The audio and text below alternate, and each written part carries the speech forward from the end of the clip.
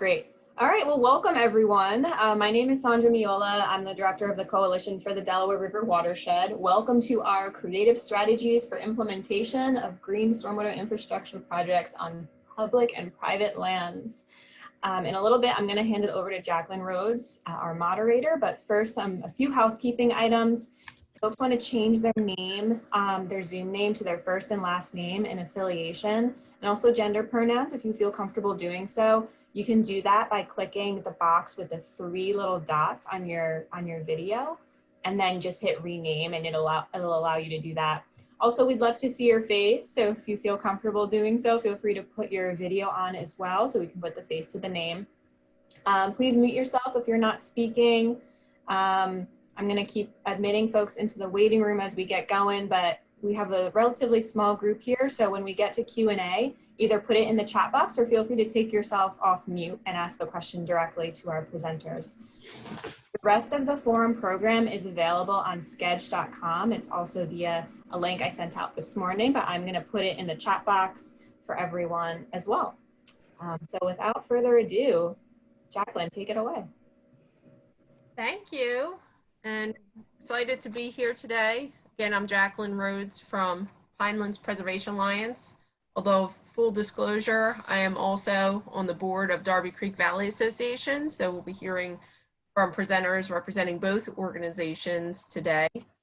And I think this is a great panel. It's a lot of information about different ways for implementing green stormwater infrastructure on different properties. And what's really cool about this is that both programs kind of started operating almost simultaneously in their respective geographies. So we're going to hear from examples in New Jersey of a program called the Landscape Makeover Program that was created a few years ago. And similarly about a program created several years ago in Pennsylvania, Stream Smart House Calls. Now it doesn't apply to the entirety of the state, but a good portion of different counties represented both areas. And both of these groups, including Rutgers University, has been participating in this, working together with other partners as part of the William Penn Foundation's Delaware River Watershed Initiative and the 2 clusters that are present there. So I just wanted to give that little bit of intro to this because I think it's great to be able to pick and choose some different strategies that you might hear from, that you might be able to adapt, that you might be able to implement in your own area. If people are interested, if you want to just unmute and share your name and your affiliation, might help us as presenters to give some little tidbits of information. So entirely up to you. So I don't want to put anybody on the spot. But if you are interested, if you could just take off mute and then we just go around real quick. I can go first. So I'm Corey Trego. I'm a water resources planner with the Chester County Water Resources Authority based out of West Chester, Pennsylvania. We do a lot of work helping municipalities kind of navigate the MS4 process and meet their TMDL load requirements. So I'm kind of excited just to see what you guys think about how to do this on both public and private property. Great. Anybody else want to share? Sure, I'll go next. I'm Andrew Tabus. I'm working at New Jersey Future on our mainstreaming green infrastructure program. And same thing, I'm excited to learn about what you found about green stormwater infrastructure implementation. Nice to meet you. I know several people at New Jersey Future. Great. I can go. My name is Lena Smith. I use she, her pronouns. I'm a campaign manager with Penn Future in Philadelphia, where I'm working on a campaign to elevate the importance of GSI with Philadelphia's municipal leaders and residents. And so I'm looking forward to learning from other examples of GSI in other parts of the region and how it could be incorporated into Philadelphia or also bring in experiences from what's happening in Philadelphia to other places. Good seeing you, Lena. You too, Jaclyn.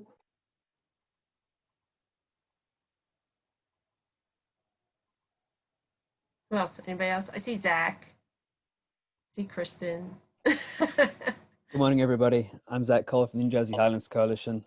Also was a partner in the ANJEC flood defense. Very interesting to hear about strategies for the distinction between public and private lands. I know that there are different ways to do that, and I'm very keen to find out more about it. Thanks, Zach.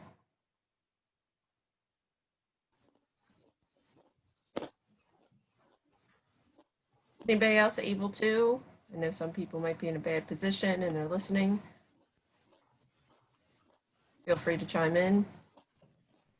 Hi, I know. I think all the presenters, but I'm Kristen Zilkowski with New Jersey LCB and Conservation Voters of Pennsylvania, and I always am really interested in just learning more. So I'm really looking forward to it. Thanks, Kristen. Jessica, it looked like you were going to introduce yourself. Yeah, Jessica Newburn. I'm a biologist with the National Park Service, and I'll admit I actually thought this said GIS initially, but also interested in how we can always make our properties greener. So we won't be offended if you drop off. Anybody else?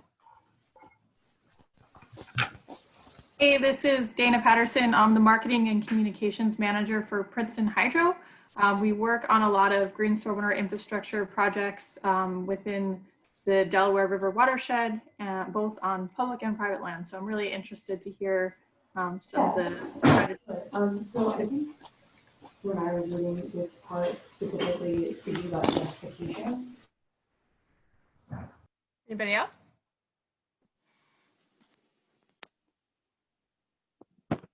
Hi, this is Richard Lawton. I'm with the New Jersey Sustainable Business Council.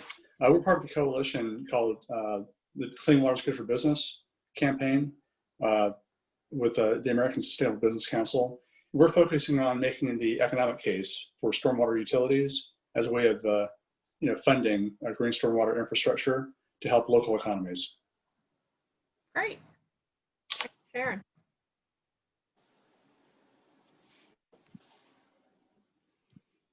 Anybody else? Going once? Going twice? All right, Chris, you're up. So first up, it was great hearing from people. Obviously, post questions or comments in the chat, but we should be able to have some questions at the end after all three presenters. So Chris Obropta, the hero in New Jersey. Okay, so can you all hear me? Can you hear me? Is it good, Jaclyn? Yes. Is loud enough? Yes. Okay, good. Okay, so we go next slide. So these are all the project partners on this landscape makeover project. So I just wanted to show this really quickly because every time I show it, they send me money, so it's really good. Okay, next slide, Sandra. Okay, so the overall program goal was really just to kind of help homeowners with stormwater runoff and provide them some incentives so they'd actually take action. We had been doing a lot of programming where we educate homeowners and then they leave and they go home and they don't take any action because you get like, I'm not sure if we got any money to do this. I'm not sure exactly how to design it, so we try to take this to the next level and get people better engaged and get them the stuff they need to be able to move forward. Next slide. So it's all about stormwater management. That's why you're here. Now, I don't need to explain to you what stormwater management is and stormwater runoff. This is what we're focusing on. This is throughout the entire state of New Jersey. There's a big push right now in our 21 CSO communities or combined sewer overflow communities to address stormwater runoff, but the MS4 communities, the rest of the towns in the state really need to do it too. Next slide. We had figured out a while ago it's all about managing impervious cover. If we could do that, we can actually solve a lot of our stormwater problems. Next slide, Sandra. And this slide you've probably seen in many different forms before, but basically as we add impervious cover, as we add development, we get more runoff. So the trick, what we're trying to do is we're trying to take green infrastructure and make that 30 and 20% runoff look like 10% runoff.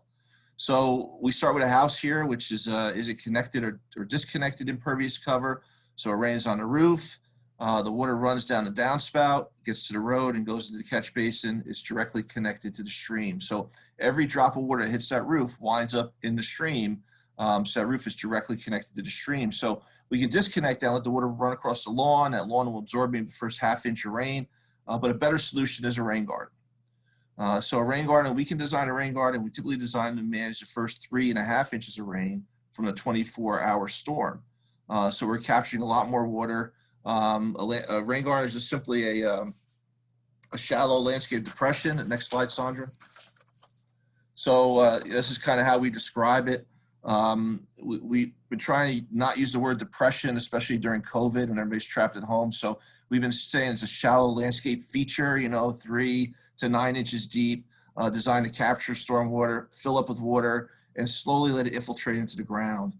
So it's recharging groundwater and it's doing a lot of other things. So program details is funded by the National Fish and Wildlife Foundation, and William Penn pays for some of our time also through the Delaware River Watershed Initiative.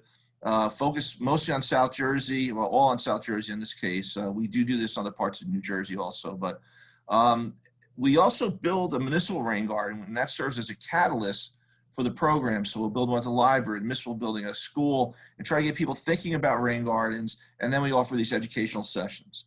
So you show up for a 45-minute educational session, then you can sign up for a 30-minute homeowner session where you're working directly with an engineer and a landscape architect to design a rain garden specifically for your home, okay? So at the end of that session, you go home with a design. When you build a garden, we will give you a rebate up to $3 per square foot. The typical homeowner will build a 150 square foot rain garden, so it's about $450 Visa gift card. So this is the educational sessions. This has been difficult to do lately because of COVID, so we've been doing all this stuff virtual. And that's been working out very nicely too. Next slide. During the session, we usually give takeouts, homeowner take-home handouts for the homeowner, so they can go and actually fill these out. You can go to the next slide. You can see we asked them to do a percolation test to see if water is going to infiltrate in their property.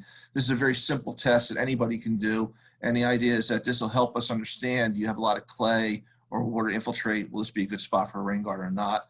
Next slide talks a little bit about what you want in your design. Is it partial shade or total shade, all sun? What kind of soils do you think you have? The drainage, the slope, is a steep slope. It's very important. And we use this form when we're doing design to kind of size the rain garden. Next slide. We also give people this figure, and you can see the next picture. I think maybe someone has actually sketched it out. Is it drawn out on here? Let's see. Yeah, there you go. So some people get a little carried away with this, and they'll do the whole design on their house, and they'll bring this to us, and then we'll actually look at the Google aerial photograph of the property.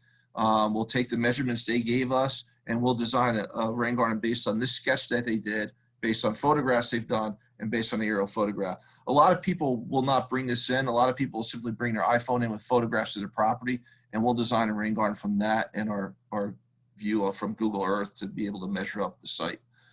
Next slide. So this is the technical support sessions. They sit down usually with an engineer for about half an hour or 15 minutes, and then they move to a landscape architect.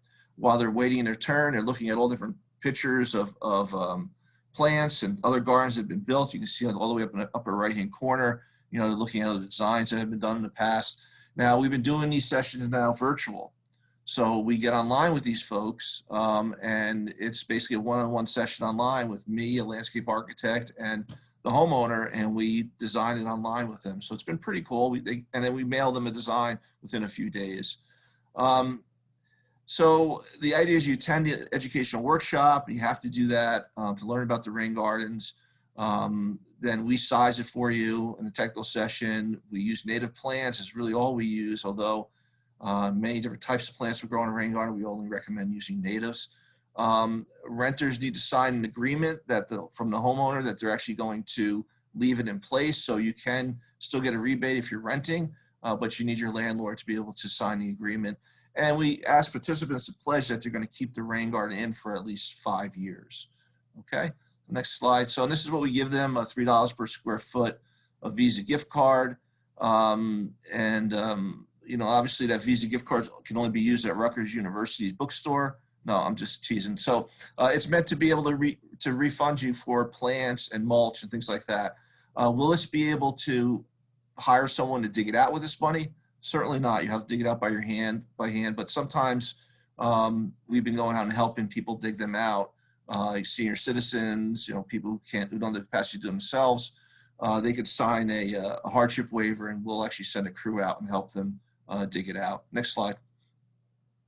And you see this is one of the gardens that we actually dug out with this woman, and she provided us lemonade and pizza, so that's all we really needed. It's a great educational thing for the students too. They learn which end of the shovel goes in the ground and how hard it is to work for a living. So it's really nice. Next slide. These are some of the designs that we see. So on the left-hand side is the design, on the right-hand side is the installation. You can toggle through some of these, Sandra, as we go. And these are just capturing roof runoff. Sometimes people, like this slide's interesting, sometimes people get a little carried away. We only had like one downspout going to this rain garden. Well, this guy put in 2 downspouts, made it much bigger. So we encourage the homeowner to take our design and build upon it, and kind of make it their own. So it's really kind of a fascinating thing that we see happen a lot. We do a lot of them next to driveway, taking driveway runoff. Some of them, the next slide actually takes a sump pump runoff too. So this is another one, roof runoff, more driveway runoff. Another one, this one actually, a sump pump goes into the rain garden too. And then I think we actually may have one in here with the rain barrel. So some of these have, they have a rain barrel at the garage, and then it overflows into the rain garden. That rain barrel is great. It only captures about 50 gallons of water. Okay, so lessons learned. Go ahead, next slide. So what we found out over time is that, people need design assistance. They can listen to the talk, they can go home and sketch out what they think they want, but they're never really sure and hesitant to go put a shovel in the ground. So we provide them some design assistance, and that tends to help them move along.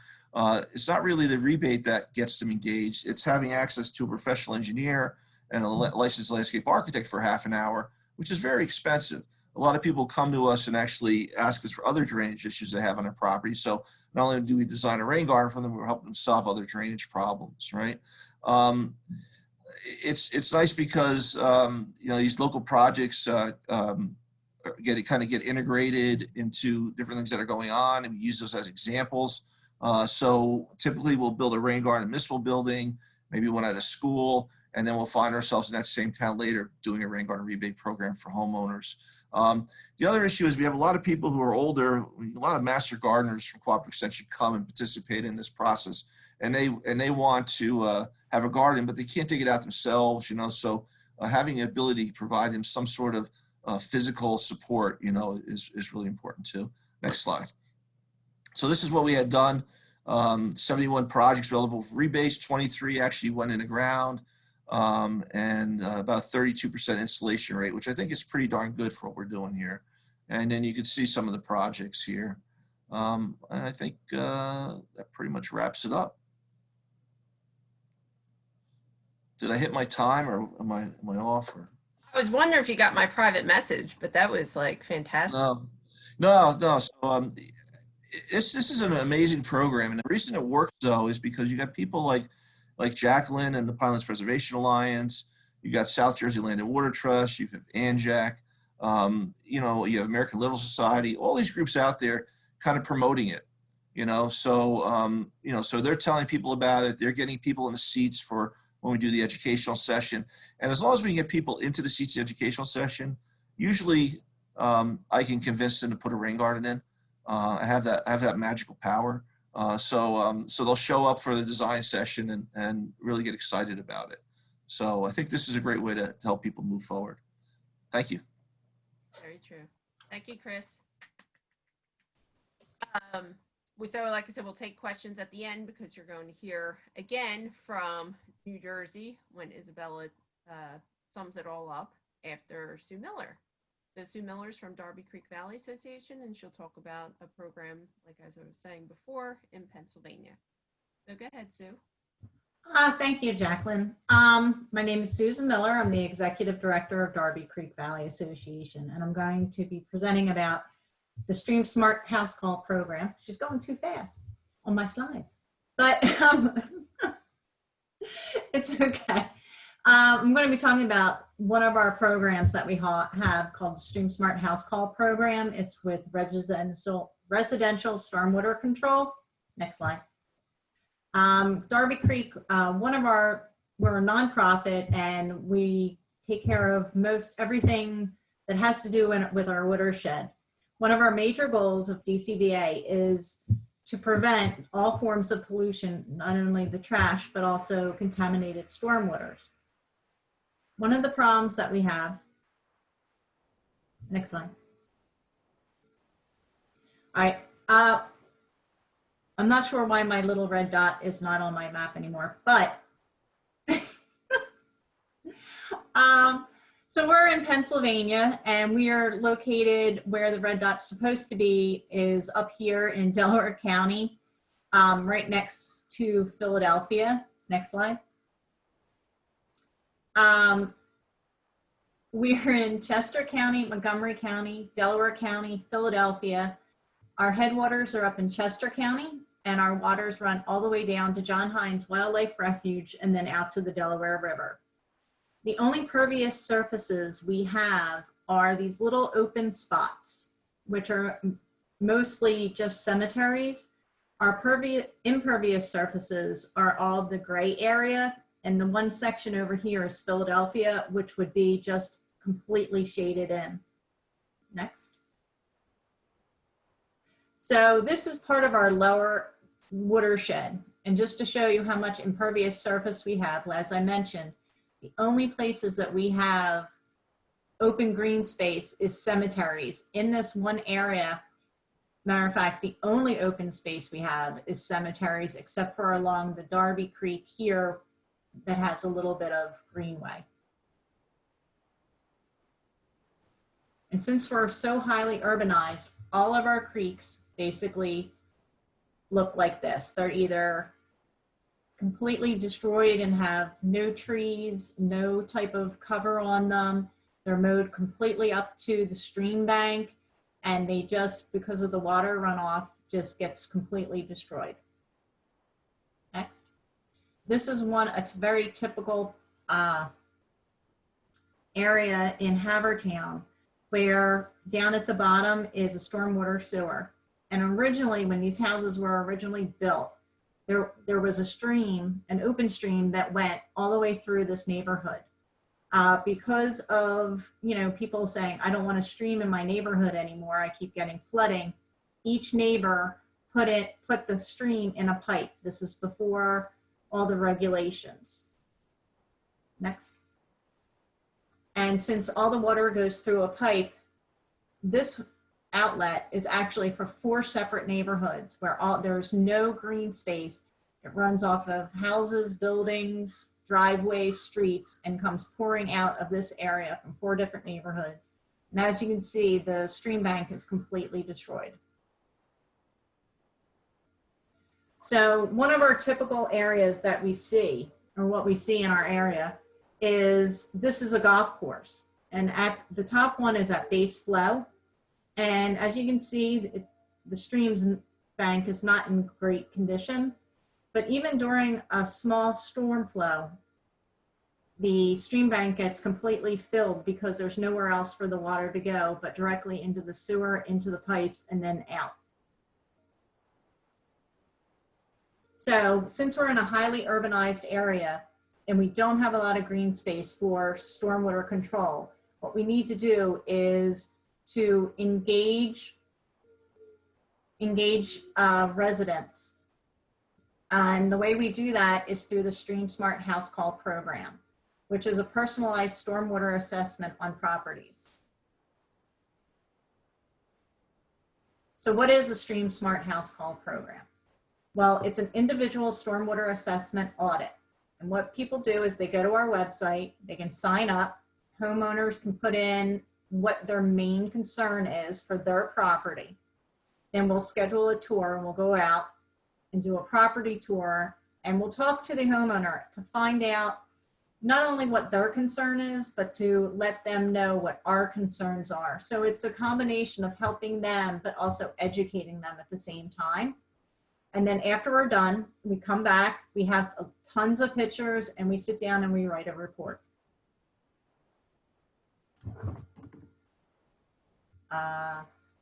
Okay, so what is in the report? The first page, what we do is we add a cover letter.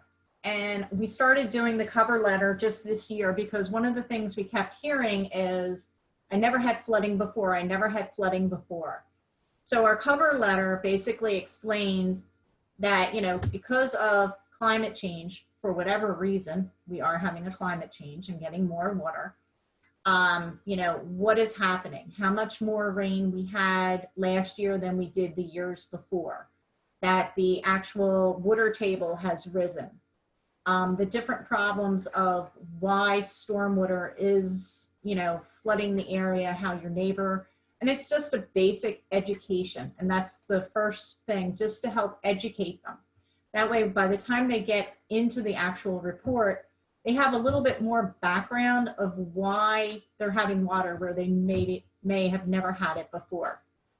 So the first page, what we do, and we normally have a property address in the little block, but for obvious reason, I've removed it. We say who did the evaluation, what watershed it's in, the date, and the property type. Next slide. Then we have pictures. Now this is one where I showed you where it goes directly into the sewer drain and then goes through the neighborhood that the people put through the pipes. Well, now the pipes are degrading. So when this person called us, one of the things that has happened is the infrastructure that went through their backyard, which is privately owned, which is supposed to be an actual stream, is now degrading. So the stream itself, where a broken pipe is cutting a new channel underground. So she's getting these giant sinkholes right near our house. During heavy storms, she actually has a geyser coming out of here because it's hitting here and then hitting resistance and then spouting straight up. So she had to put out a little boardwalk just so she can get off of her back porch into her yard.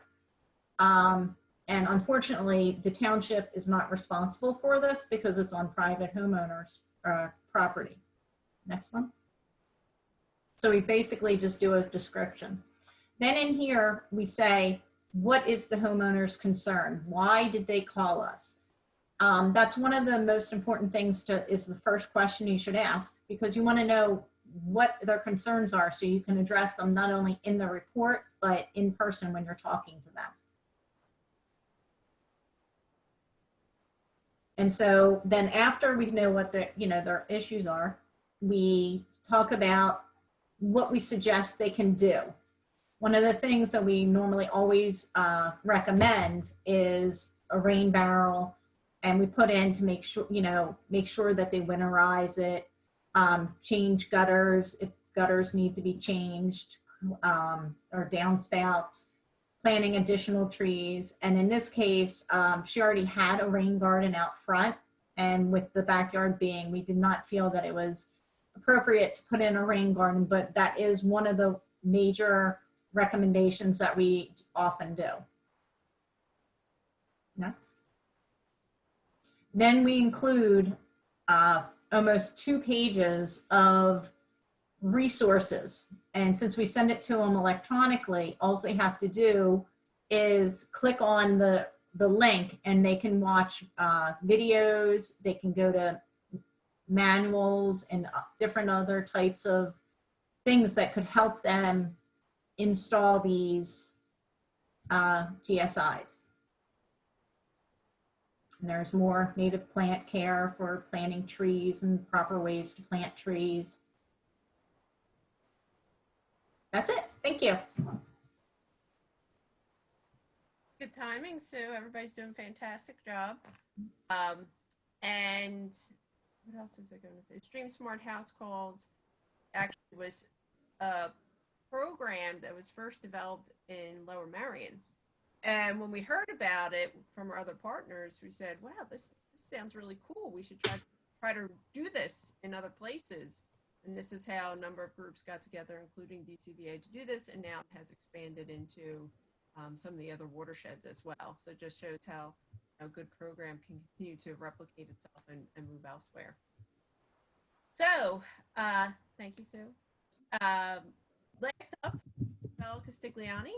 Isabella's both with Pinelands Preservation Alliance as well as Association of New Jersey Environmental Commissions, and she's going to sum up a little bit of what Chris was talking about, but share a little bit more about some of the additional offerings we have through this program. So Isabella, I will turn it over to you. All right, thank you. And I'm really hoping that my dogs don't bark today because they've been so loud, but I've been on mute. So fingers crossed. We'll pretend So, it's music. What's that? We will pretend it's music. Thank you. So yeah, I'm going to talk about the South Jersey Landscape Makeover Program and tell you a bit more about kind of the outreach side of things. So you can go to the next slide, Sandra.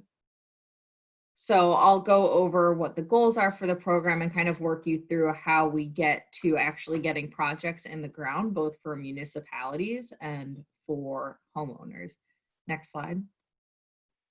So we've got our overarching goals, which are kind of what Chris talked about. We want to reduce the non-point source pollution and the stormwater that's ending up in the Delaware River.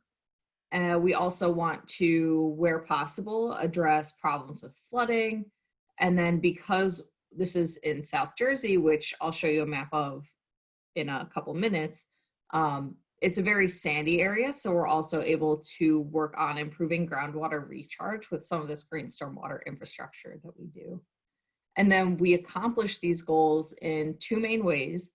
We do education and guidance, and that will include things like informational workshops. It means flyers, brochures, postcards, and getting out into communities to meet with them and work with them. And that's funded through the William Penn Foundation. And then we do support for project installation. So actually getting projects in the ground. And for this, we use National Fish and Wildlife Foundation funding that we then pass through to other partners. And as you're gonna see, and as Chris showed you, we have a lot of different organizations that we work with. So it's a really like collaborative process. Thank you. So where we work is pretty detailed. I have a couple of slides for this. So first off, we're in the Kirkwood-Gohansey Aquifer area. So right below us is this massive aquifer that we're trying to protect the water quality for. And it's also what's feeding these streams that flow into the Delaware River from the Pinelands area. In green, you can see the Pinelands National Reserve. So for some of our target areas, we're also focusing on that. And then we have specific watersheds and sub-watersheds that are flowing into the Delaware River or that are part of that watershed. And then finally, within that context, we've also expanded the program this year to 5 more municipalities within Burlington County. So now some of those areas that were previously only able to get, a small portion of them, a sub-watershed was eligible for rebates. Now the whole municipality is eligible for rebates, which is great because when you're talking to the general public, if they're not environmentalists, it's kind of hard to translate between, yeah, you can get a rebate because you're in this watershed, or no, you can't because you're out of the watershed. People tend to understand municipal boundaries better than they understand watershed boundaries. Next slide. So another map of our priority areas. So this is some of the rebate eligibility. People have to live in these highlighted areas like the orange, the red, the blue, the green, in order to get rebates. And that's where we focus our work, basically because it will have the most impact by concentrating it in those areas. Next slide. So how do we choose more specifically what sub-watersheds and what municipalities we want to work in?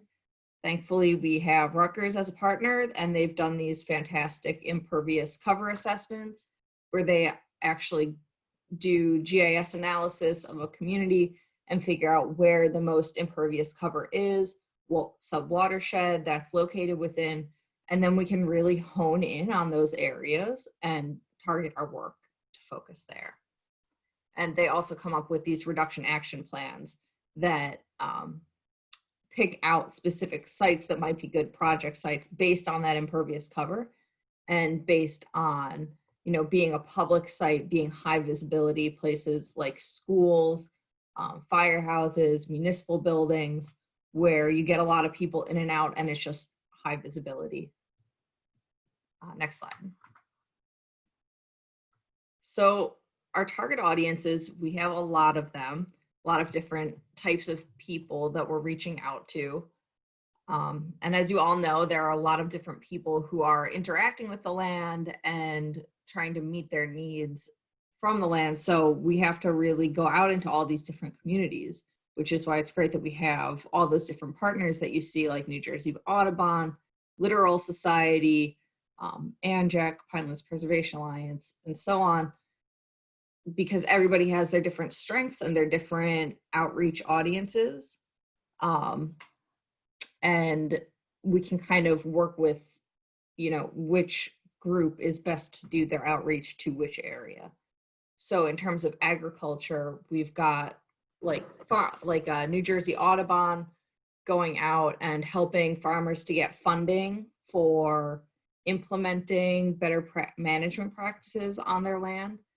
We have like Pinelands Preservation Alliance and ANJEC going to municipalities, meeting with the Environmental Commission, meeting with, say, presenting to the Town Parks Commission or Town Council and explaining to them what the program is and what green stormwater infrastructure is. A lot of times we're starting from that level of like, what is green stormwater infrastructure? Is this a rain tax? No, it's not.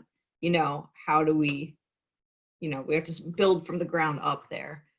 And then we're also educating homeowners or renters and trying to get those people to get projects in on their specific property as well. Next slide.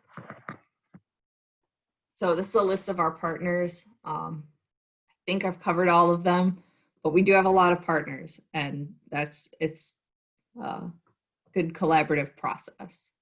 Next slide. So how do we promote it? We, you know, do it a bunch of different ways. We have done door-to-door canvassing where we found very specific neighborhoods that are streamside where we want to get a lot of projects in a small geography. We'll go knock on doors and hand out brochures and talk to people. We'll do mailings with USPS, every door direct. And again, you can target that to different watersheds. It's not going to be watershed boundaries. It's going to be like your zip code boundaries, but you can match it up. We do direct outreach through, say, homeowners associations or environmental commissions. And then we do email and social media. So all of our program partners are emailing their listservs and putting these events out onto social media. We have LCV made Facebook events and sample posts that we can just easily share for every organization. So the messaging kind of stays consistent. Next slide. So here's an example of a direct mailing that we did through Every Door Direct and the USPS. On the front of it, we give people different tips on how they can improve their impact on the environment and reduce non-point source pollution. And then on the back of this, it's just a blurb inviting people to participate in the program, inviting them to come out to our webinars or our workshops and get a rain garden design. And now we're telling people also that we can build the rain gardens for them in certain cases, just to kind of make clear that there's a benefit to them as well for doing this project. Next slide. So a couple more example posts. These are ones for social media, made to be easily adapted to different events that we have. You can just plug in different dates or different meeting areas so that, again, it stays consistent, but we have an easy way to do outreach. Next slide. So that's all been kind of about getting homeowner projects in the ground. If we wanted to do a municipal project, we are starting with, Rutgers has done these impervious cover assessments, and we might go to the town, their environmental commission, or meet with the mayor and kind of talk with them about what existing problems they might have, look at that map with them and kind of explain to them why we're talking to them in their community. And they'll have to sign ultimately like a memorandum of understanding so that that shows that they know what's going to be required of them over time when they implement this project. Rutgers, we do site visits with them so that we're going out and looking at the sites and seeing if it's viable. And then Rutgers develops the site plans. We do the construction and the planting, and this can be helpful for municipalities so that they don't have to go out to bid for contracts. It keeps things fairly simple and quick for them to move along. And most of these people are, you know, they wear multiple hats. So we have to kind of make things easy for them so that we can get these projects in the ground. And we try and involve as many volunteers and the public works department if we can, just because those are typically going to be the people maintaining the project site over time, are those environmental commission volunteers or your public works people. So it's important that they get involved with the project so they understand what's a weed, what's not a weed, what did we intend to do here, and how do you take care of it over time. Because part of this is a public relations thing in a way. It's getting people to understand green stormwater infrastructure, and we want these project sites not just to be pretty and educational, but to do that for a long time so that, you know, it's not looking ugly in 5 years and people are like, why did we do that? Like we see now a lot with the, you know, retention basins that don't work right. So that maintenance in the end and getting them to sign the contract is really important. These are some of the renderings that Rutgers will do. This can be a really good way of going to a municipality and showing them what the rain garden could look like, because sometimes it can be difficult to get people to imagine what you're describing to them, what goes in place of my turf grass. But thankfully Rutgers makes these pretty pictures and it's very easy to imagine what we're proposing to do here. Next slide. So another example of what we did, we worked with middle school in Tabernacle, New Jersey, and this was a retrofit. So it was, you know, thankfully on very sandy soils, we didn't even have to amend the soil there. We just scraped off the turf grass and then did a planting with the students. And this is great because this is where the buses and the parents drop off their kids. It's right in front of that. So now they've got this educational signage. Around 100 or more kids have been out doing the planting. So, you know, they're going home, they're telling their parents about it, or the day before it's like, oh, I gotta wear like messy clothes to go to school because I'm doing this rain garden planting tomorrow. And that works really well as an outreach method to get people understanding and talking about green stormwater infrastructure, because you're reaching not just those students and not just the teachers and the staff at the school, but you're reaching their parents and guardians as well. Plus it's a fun thing. So it's a good way to get them out of the classroom. Next slide. This is one that we did at the Evesham Wastewater Treatment Plant. We actually got a councilwoman from the township out there volunteering, which is great because then there's someone on town council who understands green stormwater infrastructure and what it is. And we had the employees from the wastewater treatment plant actually do the construction, and then they'll do like a walkthrough with us to identify what's a weed and what's not. And that's great because, like I said before, they're the ones who are taking on that long-term maintenance. So you really want those people to be the ones who understand how to maintain it and take care of it and make it look good. Next slide. So this is an example of what's in our agreement letter that people have to sign at the beginning of the project or process before we get started with the project. we have to know who's going to take care of the project site in the long term. We ask them to understand and not apply pesticides, herbicides, or what's the third? Fertilizers is what I meant to say there.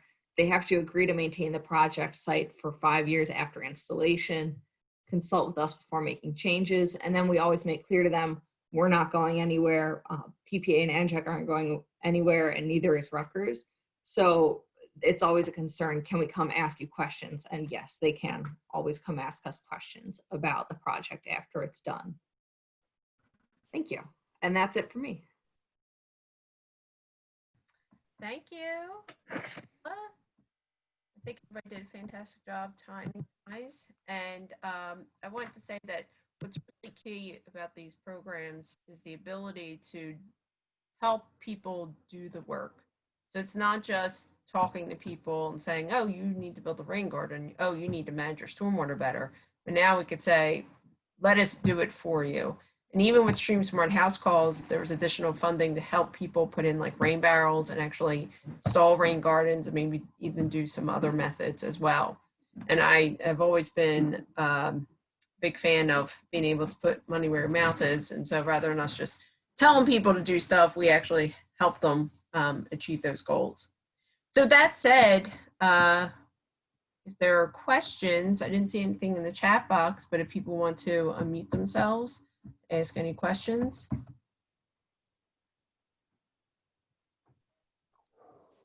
Hi, I have a question for Chris. Good to see you, Chris. I'm wondering, when you do these projects and people come to you for the consultation, is part of that getting like a permit approval to make a construction change on their property, or is that something that like anybody can do without going through local government? Yeah, so for the most part, Andrew, this is all considered kind of landscaping. So most people don't need to get any permits. Now there is some exceptions, like we did a project in Rowway, and whenever you excavate anything in your front yard, you have to get a minor grading permit from the town and pay the $50. And but not really submit any plans or anything. There was also a place, I guess, Parsippany. We were cutting down spouts and putting them into rain gardens, and they wanted us to get a plumbing permit for that because we were cutting down spouts that were being piped out to the road.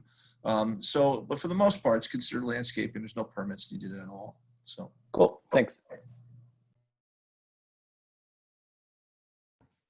Anything else? That is a good point. I guess it was a good idea. We called it landscape makeover, huh? Great idea. Anybody else have any questions? If you want, you could post it in chat still. We do have a few more minutes. Yeah, hi. Hi, I'm Richard Lawton. Hey, I had a question. Isabella mentioned that you're talking to farmers and ag businesses about green stormwater infrastructure, and a lot of talk about residential, projects. What about businesses? Companies that have campuses, corporate campuses. Is there much work being done with companies to incorporate GSI in their landscaping? Sorry. Not a whole lot, although we do some outreach with like agricultural businesses, like landscapers or garden supply companies, just because that's where people are going to buy their plants. So it's a kind of a natural fit for getting GSI on the ground. But I agree, those corporate campuses are often a lot of turf grass and like very traditional landscaping. So they're also a potentially good fit to target. So if I could chime in, we've been doing some master plans for different campuses, like educational campuses or municipalities, where we're designing a bunch of different green infrastructure practices and maybe building one or two of them with them. But now they have a master plan for their site, which would be perfect for corporate campuses. But we've done projects for doctors' offices and dental offices, things like that. So, I mean, we've done small, small businesses that have come to us and asked us for help. So we've done work like that. So. And so, on our side, there was at least a component where we were trying to reach out to some small businesses as well. get anything to add to that, but I remember at one point we were trying to find a couple of small business owners with, you know, good frontage that where like a lot of people pass through, or maybe it was just like a section of row homes that were converted over to businesses downstairs, apartments upstairs. I don't know if you had any stats on that.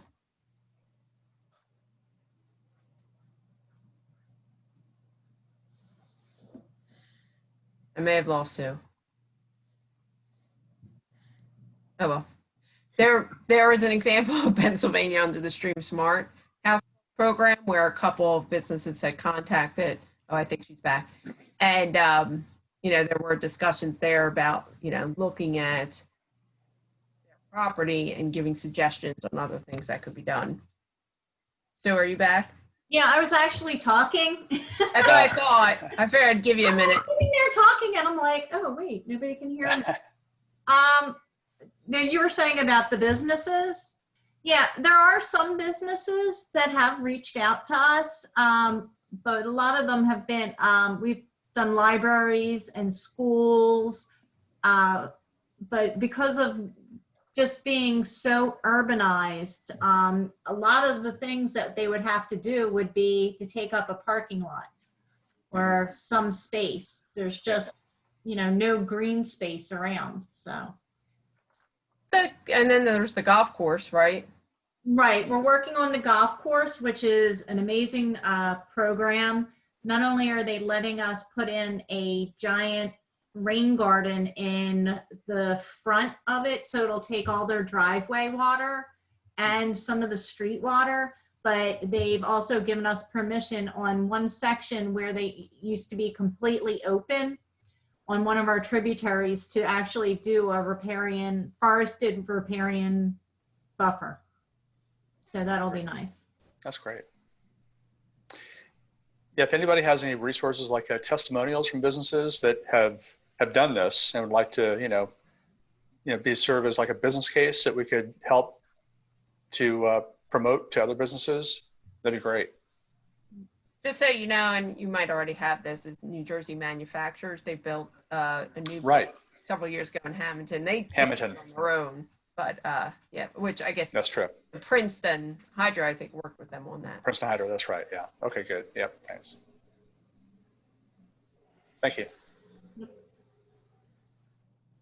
Good questions. Anybody else?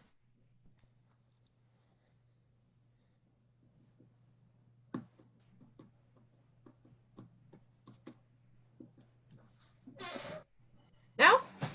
Hearing none, I guess if everyone wants to give like a real or virtual pause for our speakers.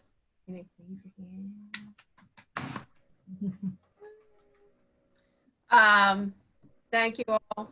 Like I said, there you go. There goes some of the virtual claps going on. Oh yeah, right. I forget about that, you know, I'm like, I'm forgetting about like applause and stuff. It's like, you know, it's weird.